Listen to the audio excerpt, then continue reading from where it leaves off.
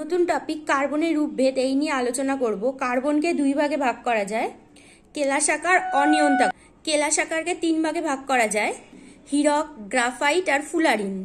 আর অনিয়তাকারকে চার ভাগে ভাগ করা যায়, যথা অঙ্গার বা চারকোল, কোক, ঝুল বা ভূষকালি, আর হচ্ছে গ্যাস কার্বন।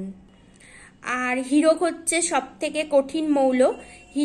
হীরকের প্রতিসরাঙ্কের মান 2.47। কাঁচ কাটতে হীরক ব্যবহার করা হয়। আর গ্রাফাইটকে কালো সীসা বলা হয়।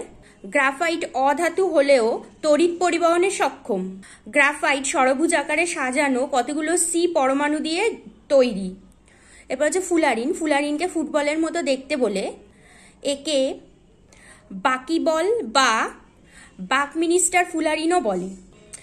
এই ছিল কার্বনের রূপভেদ নিয়ে সংক্ষিপ্ত আলোচনা। ভিডিওটা যদি তোমাদের ভালো লেগে থাকে অবশ্যই লাইক, শেয়ার অ্যান্ড সাবস্ক্রাইব করতে ভুলো না।